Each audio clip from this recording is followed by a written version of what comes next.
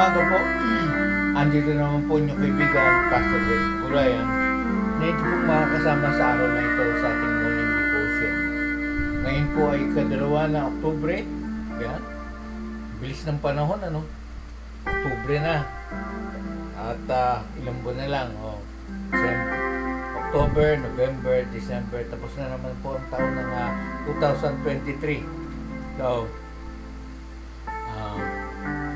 bago po ang lahat, tayo po ay magpuri at magpasalamat sa Panginoon sa umagang ito na pangungunahan po tayo ni Pastor Boy Baldomaro at ang kanyang mga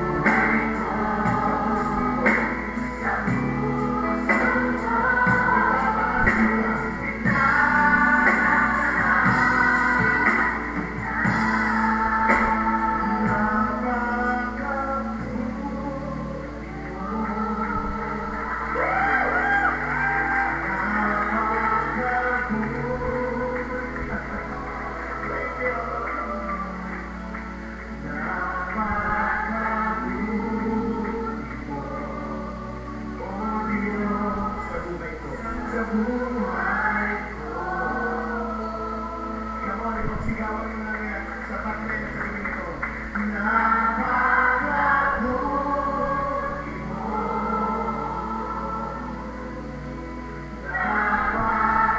Napakabuti mo.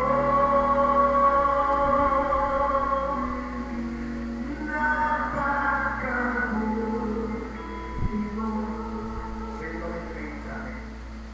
Ngayong gabi, matanong ka.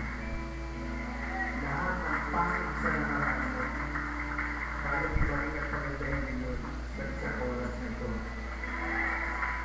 Nasa na ba? Walang pakialam na alam na buhay ng mga. Come on! Hallelujah! At inilig na ako sa pagkakagawin natin ang napakabuti ng Diyos na ito. Ang kagalingan ay dumating sa iyo. Ang comfort ay dumating sa iyo. Ang lahat ng mabubuting bagay mula sa kabutihan ng aming amay dumating sa iyo. I declare to them take over. Hindi mo pwedeng papuri ang nature ng God. Siya ay mabuti. Amen? Palagnasan natin ang mga kamay sa Lord. Malaya ang mayang malaya na sumigaw. Malaya na sa Panginoon sa presensya Lord kasi itong violated ko. Isigaw mo malakas. Grabe!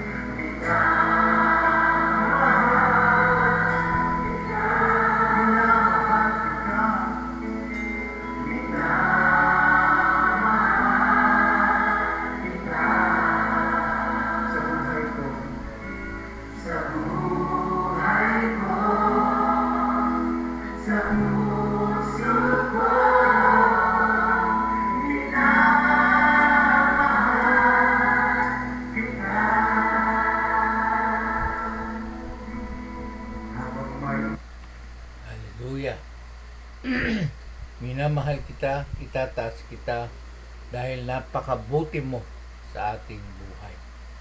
Yan ang mensahe ng awitin na patuloy na nagbibigay ng papuri, pagsamba at patuloy na dinideklara ang karakter ng ating Panginoon.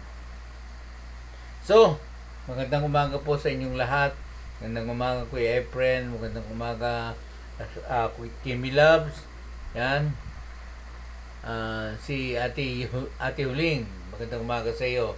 Ganon din sa aking kaibigan na si kaklase na si um, June Madrid diyan sa Pangasinan. Maraming salamat sa iyo at araw-araw ay ikaw ay sumusubaybay sa ating morning devotion. So, sa umaga po ito, bago po ang lahat, pagkatapos ko bumati sa bawat isa at yung mga magbubukas pa, yan, ay minabati ko ng isang magandang umaga po sa inyong lahat. At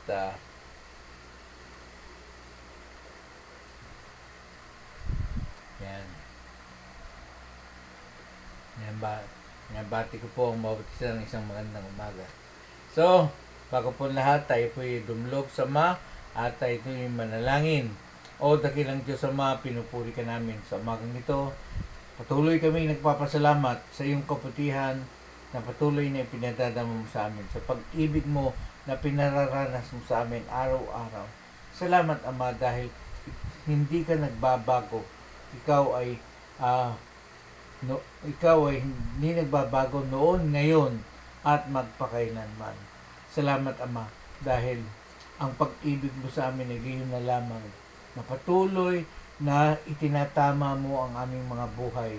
Patuloy na inaayos mo kami upang patuloy na ang bawat isa sa amin ay maging kawangis ng aming Panginoong Hesus. Salamat Ama sa araw na ito na minsan pa kami po ay tuturuan mo, bibigyan mo po ng kaalaman at karunungan upang maunawaan namin ang laman ng iyong puso sa iyong pananaw. Hindi po sa aming pananaw, kundi sa iyong pananaw dahil ikaw po ang puso mo ang gusto naming maunawaan at makita. Dahil sinabi nga na yung salita na ikaw po ang nagbabago ng aming buhay. Ikaw po ang nag-aayos sa amin at inaayon mo kami sa wangis ng aming Panginoong Hesus. Kaya sa umagang ito, patuloy na nagpapakumbaba kami, inaamin namin sa iyo na wala po kaming kakayahang unawain ang iyong salita sa aming sariling pananaw. Subalit sa kapangyarihan ng iyong banal na Espiritu, ay patuloy na buksan mo ang mata ng aming mga puso at isipan upang maunawaan namin ang nais mo at ipadala mo sa amin ang Espiritu ng kaunawaan, karunungan at kaalaman upang patuloy na maintindihan namin ang nais mong sabihin sa amin sa araw na ito at maging parte ng aming buhay at maipamuhay namin sa araw-araw. Salamat po Ama. Ito pong dalangin namin sa pangalan ng aming Panginoong Hesus. Amen at amen. Excuse me po.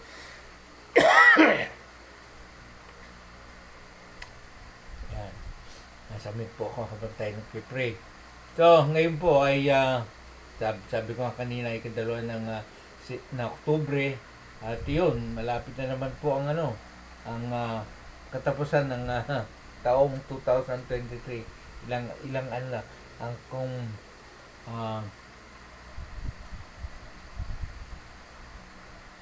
merong 100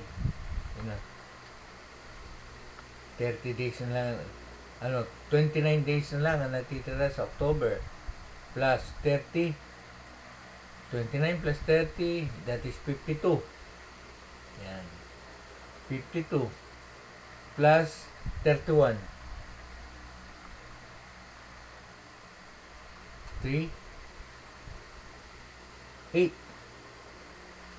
83 days na lang po ang natitira sa taong 2023. So, napakabilis po ng panahon. Yan. Napakabilis po. So, patuloy tayong salamat sa Panginoon dahil buhay pa tayo. Malakas, malusog, at patuloy na binibigyan ng kaalaman at karunungan upang ang ating puso ay maayon sa puso ng ating Panginoon at sa ganoon maunawaan natin ang kanyang damdamin, makita natin ang kanyang ginagawa saan? Sa ating buhay at marinig natin ang kanyang tinig sa araw-araw ng ating sa kanyang paggabay sa ating buhay. So maraming so tayo po ay mag-aaral na sa ating pag-aaralan sa umagang ito at itutuloy po natin yung kung saan natapos si Noriel. Natapos si Noriel doon sa awit ni Maria. Yung bang Magnificat kung tawagin yan. Na be it done according to your will. Yan. So dito naman po sa ating pag-aaralan sa umagang ito, ang pag-aaralan po natin yung kapanganakan ni Juan. Yan, kapanganakan ni Juan. Makikita po natin yan sa Luke chapter 1 verse 57 to 66. Yan. Tignan nga, kunin ko po yung grabista ko. Medyo nagpapatong yung letra. Yan. Abiti po dito.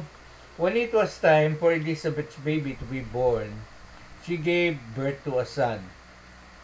And when her neighbors and relatives heard that the Lord has been merciful to her, everyone rejoiced with her. When the baby was 8 years old, they all came for the circumcision ceremony. They wanted to name him Zechariah after his father. But Elizabeth said, "No, his name is John." "What?" they exclaimed. "There is no one in all your family by that name." So they used gestures to ask the baby's father what he wanted to name him. He motioned for a writing tablet, and to everyone's surprise, he wrote his name is John. Instantly, Zechariah could speak again. He began praising God. Awe fell upon the whole neighborhood, and the news of what happened spread throughout the Judean hills. Everyone excuse me po.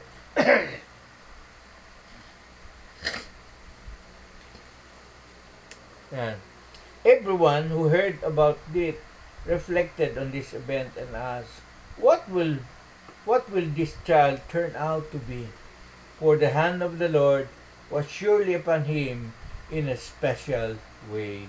Purihin po ang Panginoon sa pagkakabasa ng salita. Gandang umaga sa iyo, Kuya Oka. Ayan. Salamat po sa patuloy na pakikisa mo sa ating morning devotion. So makikita po natin na si Juan ay dumating na yung araw ng kapanganakan ni Juan. At makikita po natin dito na doon sa kanyang panganganak ay ang naging anak niya ay lalaki.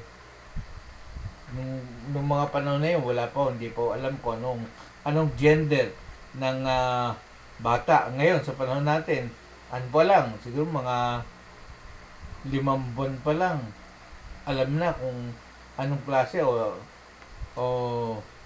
anong gender ng bata. Yan. Lalaki o babae.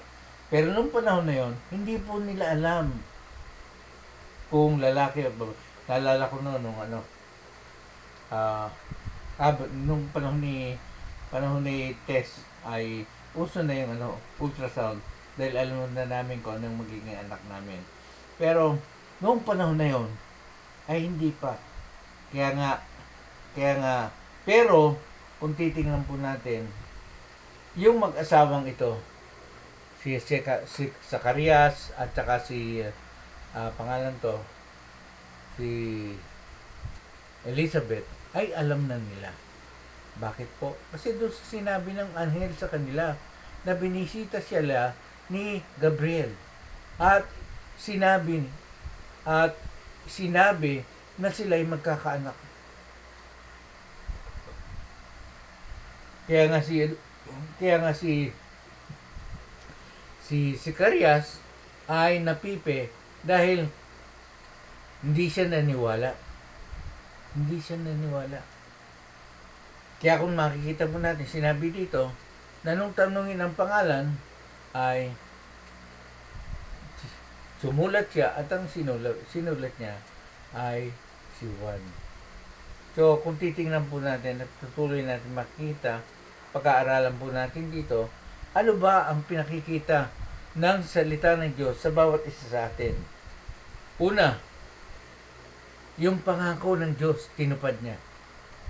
Yung pangako ng Diyos sa pamamagitan ng anghel na nagbalita kay Zacarias ay tinupad niya. Na magkakaanak sila ng lalaki. Kaya kung makikita po natin dito, ano man ang pangako ng Diyos ay tinutupad niya. Kung mayroong pangako ang Diyos sa buhay natin, tutuparin niya. Kaya lang, kailangan dumaan tayo sa proseso. Makikita po natin, may prosesong dinaanan si Zacarias. Pero bago yun, nung mga anak na, si Elizabeth, yung sinabi ni Gabriel, yung anghel, na isinulat ni Luke doon sa verse 14 na marami ang matutuwa at magagalak ay naganap din. So, yung prophecy patungkol sa pagkaanak at yung pagiging nagagalak ang mga tao ay naganap din. So, tignan po natin. Dalawang sinabi ng anghel na mensahe ng Diyos ang naganap. So, makikita po natin na ganun katapat ang ating Panginoon, ang ating Diyos, ang Diyos Ama sa langit.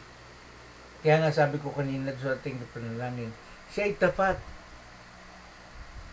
Siya ay tapat. Kaya nga, mula noon, ngayon, at magpakailanman. Sabi nga ng Hebrews 13:8, na Jesus is the same yesterday, today, and forever. So, kung paano si Jesus noon, nung nabubuhay siya dito, nung umakyat siya sa langit, at sa panahon natin, ganun pa rin ang ginagawa niya sa ating buhay. At ano po yun? Sa pamamagitan ng kapangyarihan ng Banal na Espiritu, inaayon tayo sa kanyang wangis. Ang puso natin ay tinatama, ang ating pananaw ay binabago, at ang ating pag-uugali ay nababago at naaayos. At patuloy na yung bunga ng Banal na Espiritu ay naipapamuhay natin. Kaya nga kung titignan po natin, sabi po dito, they called him by the name of his father. Di ba, usong-uso yung mga, katulad ko, pangalan ko. Hindi original ang pangalan ko. May pinanggalingan yan.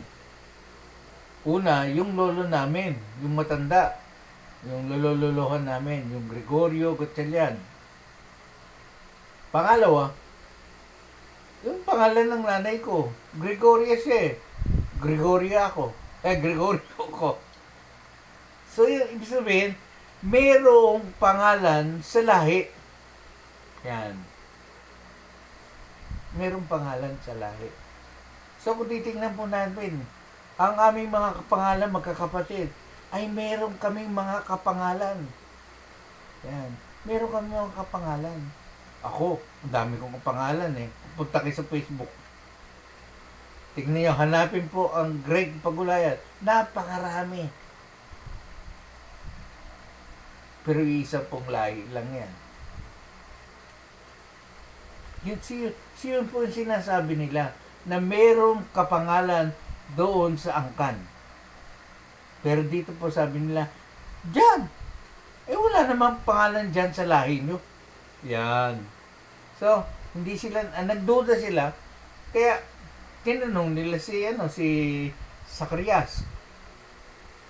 Noon hindi pa nakapagsalita sa Zacarias at humingi siya ng susulatan. Sabi nga dito, tablet eh. Nakakatawa, may tablet na nung araw. Sino nagpa-upo siya ng tablet? Trivia. Sino? Kanino unang binanggit ang tablet? Kay Moses. Kay Moses unang nabanggit yung tablet. Kung saan sinulat ng Diyos ang 10 utos. Ngayon, sabi dito, humingi siya ng tablet. Ibig sabihin, susulatan. Bakit? Marami nga gumagawa ngayon sa estudyante. O nung ako nagpapastol pa, ang ginagamit ko sa pagpipreach ay yung aking iPad o di kaya yung tablet ko, at gumagawa ko ng mga pangalan to ng aking mga outline sermon mismo sa cellphone ko. So ibig sabihin uso na pala noon ang tablet. Pero balik po tayo. Sabi dito, humingi si Zacarias ng susulatan. At nagulat ang lahat nung makita nila na isinulat ni Zacarias na ang pangalan ay Juan. Bakit po? Kasi sinabi na sa kanila Sinabi na sa kanilang mag-asawa ang pangalan. Kaya nga nung sabihan si Elizabeth na pangalan kay Zacarias, sabi niya, hindi wag. Ang pangalan niya ay Juan. Yan. Pangalan niya ay Juan. At kaya nila binigay ang pangalang Juan ay yun ang inutos ng anghel. Saan po natin makikita yan? Sa Luke chapter 1 verse 13. Yan. So, ibig sabihin, ang lahat ng nangyari sa panahon na yun ay sinabi ng Diyos. At si Gabriel ang mensahero. So, anong ginawa nila? Nung nagmustra-mustra yung nagbigay sila ng sign language kay Zacarias para tanungin kung anong pangalan. Kasi ang trato nila kay Zacarias noon, pipi na, bingi pa. Pero hindi, lang siya, pipi. Bakit? Yun ang sinabi ng anghel, magiging pipi ka, hindi ka makakapagsalita hanggang sa ipanganak yung anak mo. Yan po yung sinabi. Doon natin makikita. Doon sa binasa natin patungkol sa pagbabalita patungkol sa pagiging ina ni Elizabeth.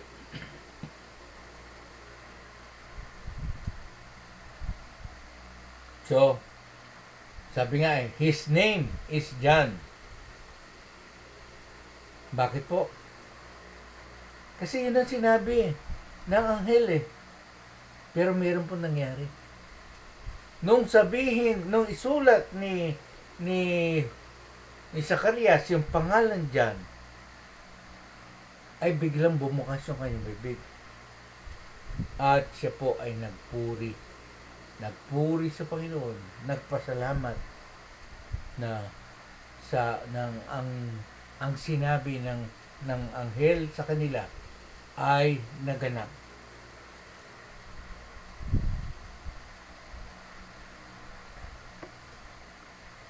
At ang unang lumabas sa bibig ni Zacarias ay purihin ang Diyos. Purihin ang Diyos. Kaya kung titignan po natin at patuloy natin unuwain, yung pangyayari kay Zacarias na yan, na siya ay napipi, bilang hindi naman parusa, kung titignan natin, ay ito lang ay isang pagdidisiplina. Bakit? Alam nyo naman ang Panginoon, ang Diyos noong araw Ganun siya Pagka meron kang mali, disiplina ka agad. Yan. Basahin po ang Bible. Basahin niyo po ang Bible, makikita po natin na yung galit ng Diyos. Kaya nga napakaganda ng morning devotion ko kanina. Tanong, yung bang galit na meron tayo, regalo ng Diyos? Galit, meron tayo, regalo ng Diyos? Yan po ang tinalakay ko po kanina mga sa ating morning devotion. Pero sabi po sabi sa Psalms chapter 7 verse 10 at 11, ang Diyos ay mabuti. At yung galit niya ay nagdadala sa mga tao para magsisi. So, ibig sabihin, yung galit ng Diyos ay merong restorative function. May restorative function. Kaya nga dito, hindi naman nagalit ng gusto, kundi ano lang, parang, sige, pinitik lang gano'n. Pinitik lang gano'n, ayaw mo maniwala, sige, yan, gano'n. Pero, tignan po natin, hindi naging katitusuran yung pangyayaring yun, kundi isang bagay na nagpalago sa pananampalataya ni Zacarias. Ano po ibig sabihin nun? Kung babasahin natin at patuloy natin uunawain ang salita ng Diyos, ano sabi dito? Basahin po natin. Yan.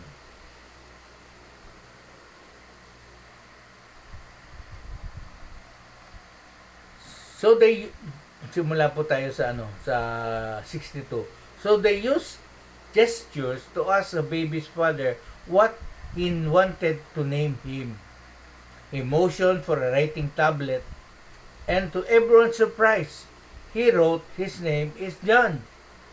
Instantly, Zacharias could speak again and began praising God. So, tignan po natin. Yung pangyayaring yan ay hindi naging katitisuran o yung bang ano ba tawag doon, paraan para lumayo si Zacarias, kundi nanatili siyang nagtitiwala sa ating Panginoon. So, ibig sabihin, kung titignan po natin at uunawain natin, sa mga sitwasyon na dinadanas natin sa ating buhay, ay tinuturuan tayo ng Diyos na lalong lumapit sa Kanya at magtiwala. Yun po yung nakita po, yun po yung pinapakita sa atin ng Panginoon dito. Kaya nga, bakit po? Kasi alam na nila, silang mag-asawa, ang pangalan na dapat ibigay doon sa bata. Ayon sa sinabi ng anghel.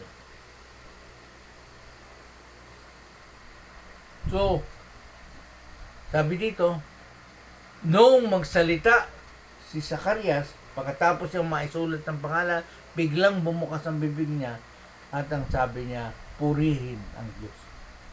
So, kung titingnan po natin, doon nakita po natin na yung pangyayaring yun, yung pitik na yun, kung tawagin natin, parang pinitik kang gano'n. Dahil, ayaw mo maniwala, tatawa ka pa. Yan. Parang alala niyo po si Sarah, nung sabihan na magkakaanak siya. Hindi natawa din siya. Yan. Pero nung panahon na yon ay hindi naman siya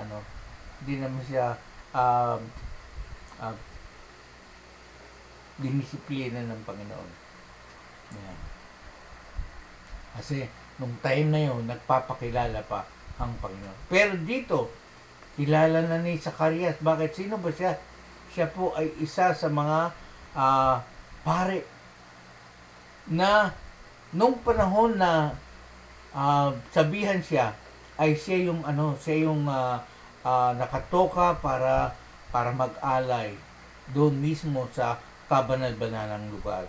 Kaya ngayon doon ko pala naintindihan kung bakit nung araw ay pag nagbibihis yung kapatid kong pare, ang daming sinusuot. Tapos meron pa siyang tinatali na mahabang tali sa bewang niya. Ang ibig sabihin pala nun, mga simbolo yon ng ah, damit ng pare na papasok doon sa throne ay sa Holies of Holies. Na pagka pumasok siya doon ng merong kasalanan, patay siya. At yung tali na yon, yun ang gagamitin na nakatali sa bewang niya, ay yun ang gagamitin para hilahin siya palabas. So, pag gumagalaw po yun, merong kulen, merong bell sa mga laylayan ng damit na yun. Pag gumagalaw, tumutunog po yung buhay. Pero pag nawala na yung tunog, tiyak, namatay siya. Kaya hihilahin siya palabas. So, nakalabas si Zacarias ng Holy of Holies nung araw na yon. Pero meron po nangyari. Ano po yung nangyari? Naging pipi siya. Hindi siya makapagsalita, pero nakakarinig. Naririnig niya ang lahat ng mga sinasabi. At nung isulat niya ang pangalang Juan, ay bigla siyang nagsalita. So, kung titingnan po natin at patuloy natin uunawain ang mga sitwasyon na ito, una, ano ba ang unang nakita natin? Na ang salita ng Diyos ay tapat. Ano man ang pinakako niya, gagawin niya. At merong panahon, may timing. May panahon. Dito po nakita natin yung timing niya. Ano po yung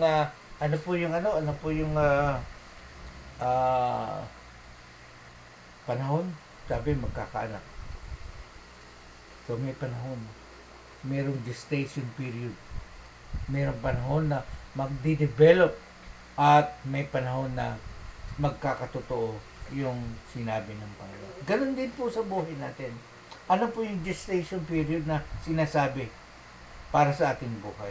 Yan po yung panahon kung paano tayo itinatama ng Panginoon sa ating sarili.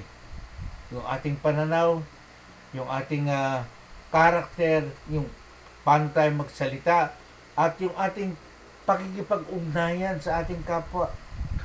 Yan po yung mga bagay na yan na inaayos sa atin. Bakit po? Kasi po, hindi pwedeng ibigay sa atin yung mga bagay na inilaan niya sa atin kung hindi tayo handa. Yan.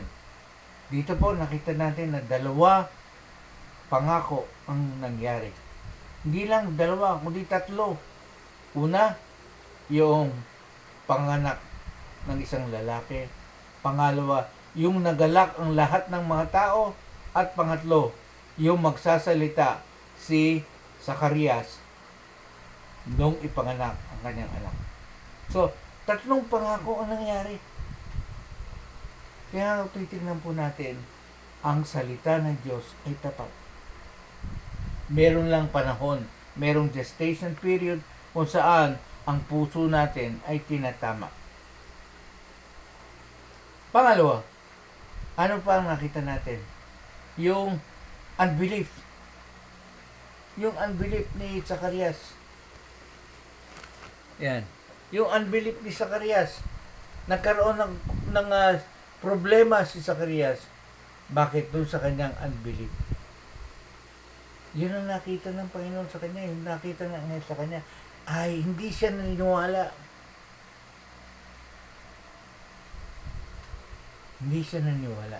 Kaya siya pinitik.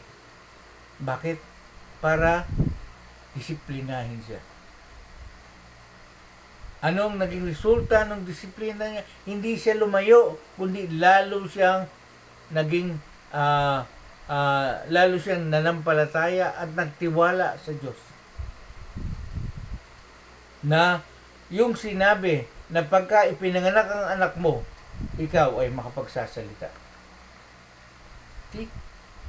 Yan po yung Yan po yung isang sitwasyon na kung titignan po natin, pagdidisiplina, chastisement. Bakit? Kasi meron din panahon na makikita ng Diyos yung pagbabago at yung katapusan ng pagdidisiplina yun. So makikita po natin na yung katapusan ng disiplinang yun ay nagbigay ng ano po? Ano nangyari? Yung puso ni Zacarias ay nabago. Anong una niyang sinabi? Nagpuri siya, purihin ang Diyos. Purihin ang Diyos. Praising God.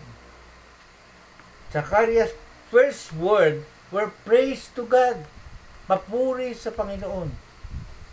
Kaya nga, yung pagkakadisiplina sa kanya ay hindi nagbigay ng bitterness sa kanyang puso, kundi naayos ang kanyang puso sa harapan ng Diyos at patuloy siyang nagtiwala sa salita ng Diyos, sa pangako ng Diyos. Yan po yung tatlong bagay na nakita po natin. Yung katapatan, yung sinabi ng Diyos ay tutuparin niya, yung katapatan ng Diyos sa kanyang salita, at yung bunga ng pagdidisiplina ng ating Panginoon kay Zacarias.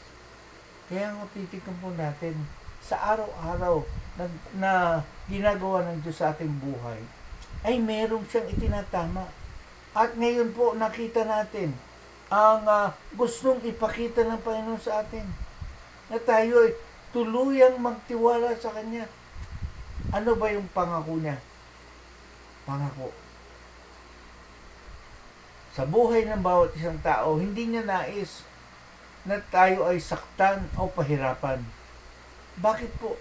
Dahil yung bunga ng kasalanan ay yung sakit at hirap. Yan.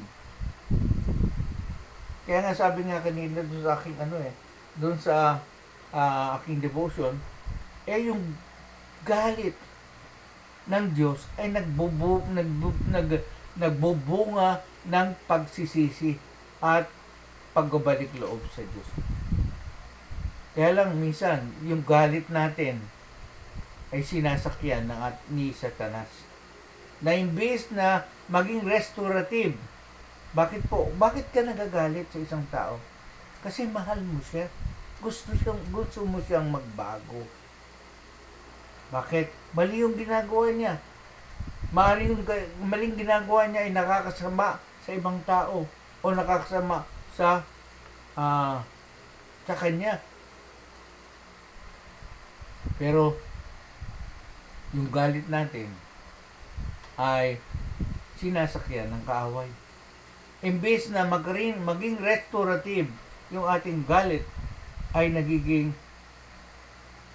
divisive. Ibig sabihin, nagbibigay ng division, pag-aaway. Ano po ang dapat natin gawin? Dapat natin gawin. Pag tayo galit at hindi natin gusto yung mga pangyayari, huwag tayong bumigay. Siyempre, pagka nagalit tayo, hindi natin makontrol yung ating bibig.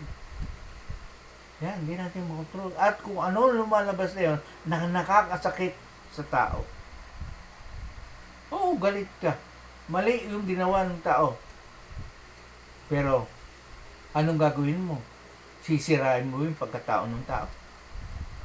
Yan po yung ginagawa ng kaaway sa atin.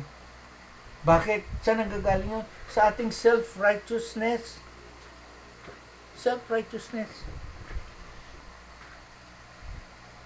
Kaya nga, kung tayo ay lalapit sa ating Panginoon, pinatawad na tayo sa lahat ng mga kasalanan sa pamagitan ng pagkamatay at pagbubuhay ng ating Panginoon Jesus. Sabi nga pag tayo nakipag-isa kay Kristo, tayo bagong nilalang na. Lahat ng ating nakaraang buhay ay wala na. At ang buhay natin ngayon ay pawang bago. Paano mangyayari yun? Ito po, dahil sa ating pag-aaral ng salita ng Diyos. Sa ating pag-aaral, pinoproseso tayo ng ating Panginoon. Binubuksan niya ang ating puso at isipan upang makita natin yung puso ng ating Panginoon. Na ang puso niya na nakita natin dito ay restorative para kay Zacarias. Simple lang yung ginawa si Christ. Hindi siya naniwala. Natawa lang siya. Pero, bakit? Bakit? Anong dahilan? Bakit pinitik siya? Kasi lingkod siya ng Diyos. Lingkod siya ng Diyos at nandun siya mismo doon sa presensya ng Diyos. Yun po ang isang bagay na dapat natin unawa, na lahat ng nakakilala sa Panginoon, lahat ng lumapit sa Panginoon, ay nandun sa kanyang presensya. Sabi nga, ay nilipat na siya mula doon sa kadiliman, doon sa liwanag. Kaya nga binigyan siya ng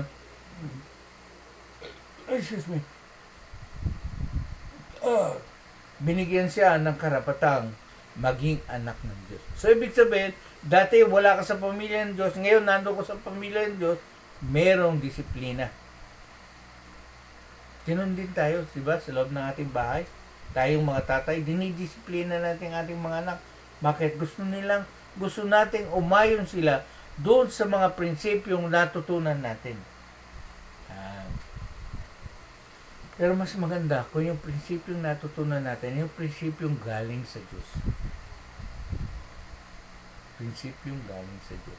Kaya nga kailangan kaya nga sinabi na ang Bible ay aklat ng buhay. It is the manual of our daily living. Bakit? Nandyan po nakasulat kung paano tayo makikipag-relasyon sa ating Diyos, kung paano tayo makikipagrelasyon sa ating mga magulang, paano tayo makikipagrelasyon, tratuhin yung ating mga kapitbahay.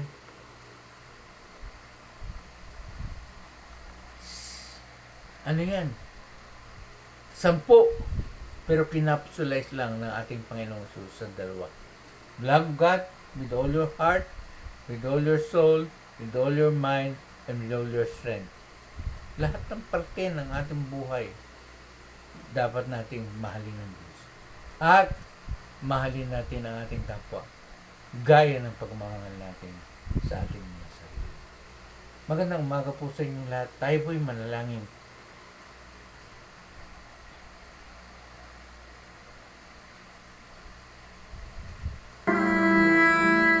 Dakilang Diyos Ama, pinupuri ka namin sa umagang ito.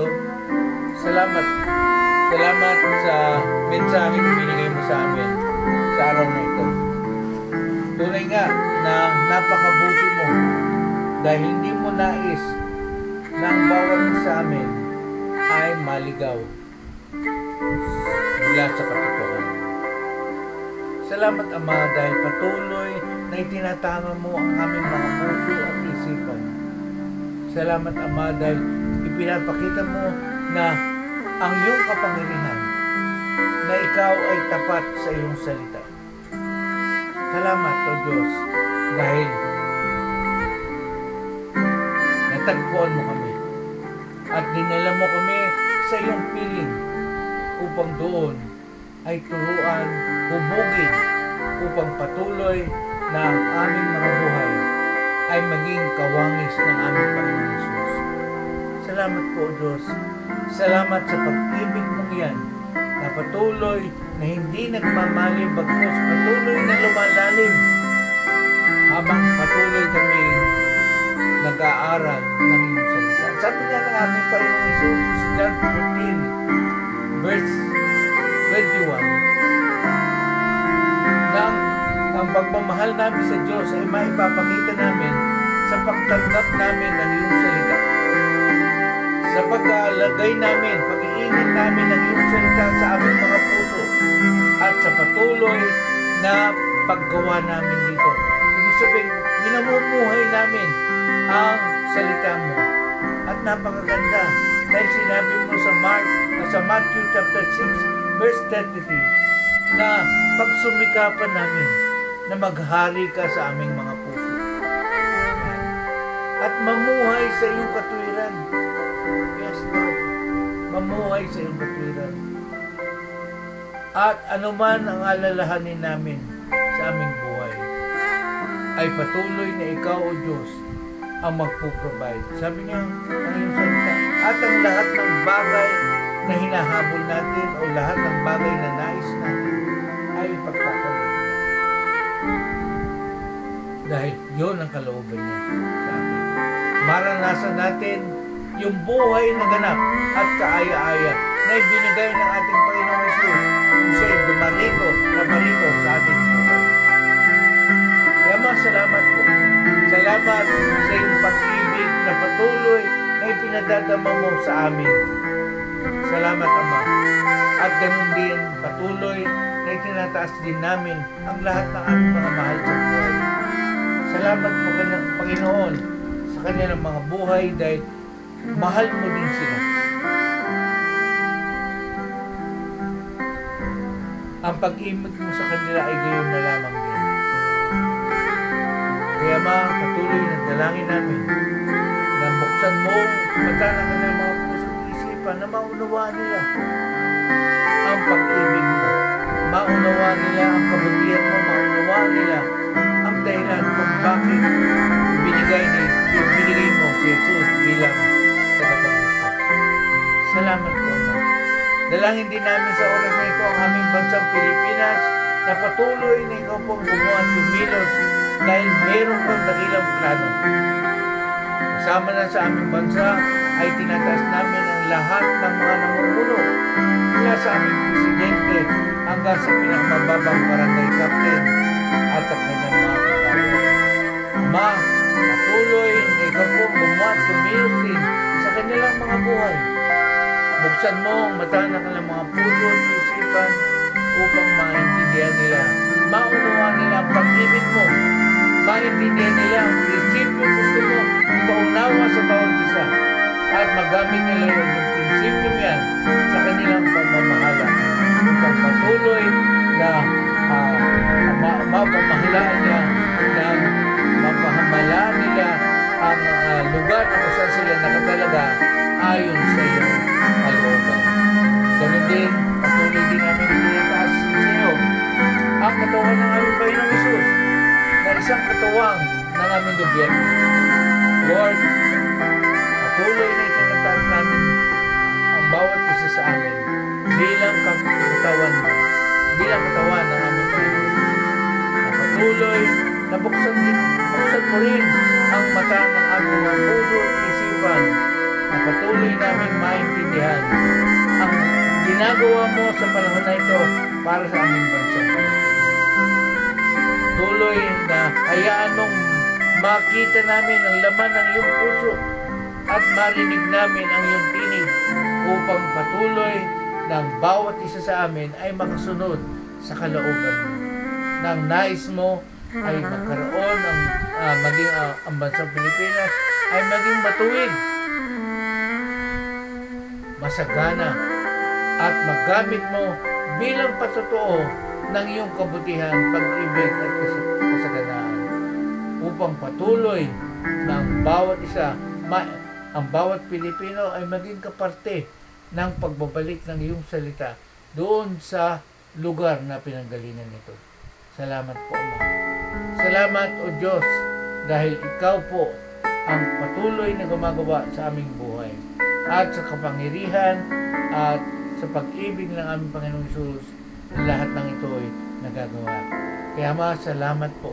Salamat sa ginagawa mo sa aming buhay. Salamat sa mga kasama ko ngayon sa umagang ito na kasama kong nananalangin. Alam mo ang laman ng kanilang mga puso at isipan. Alam mo ang struggles ng bawat isa sa amin. Kaya Ma, wala pong imposible sa iyo. Patuloy na abutin mo ang bawat isa sa amin upang ma-resolve matanggap namin ang lahat mga bagay na nais mo para sa amin. Salamat po, Ama.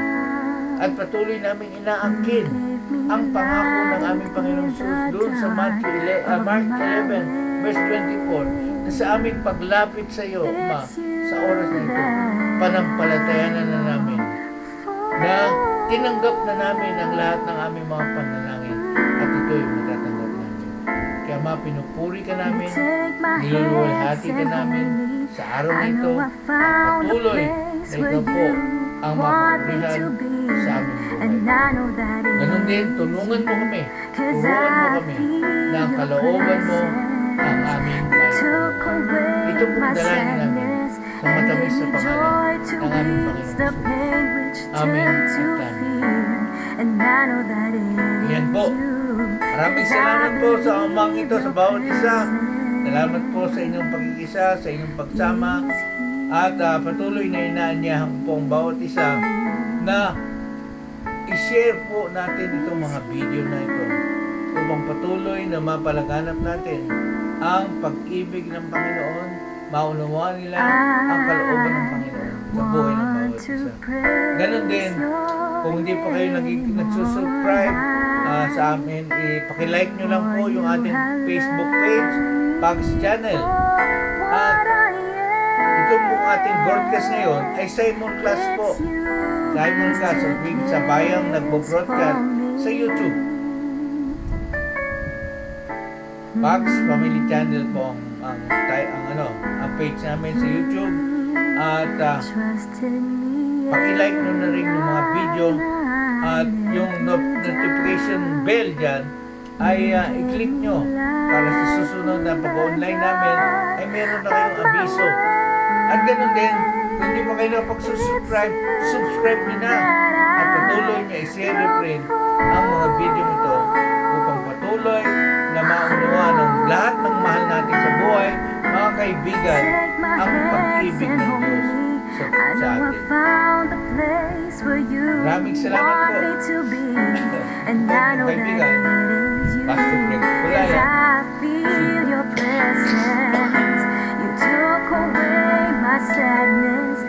Pastor Greg Kulaya na nagsasabing mabuti po ang ating Diyos. Mahal niya tayo at hindi niya tayo pabayaan o iiwan. Magandang umaga po.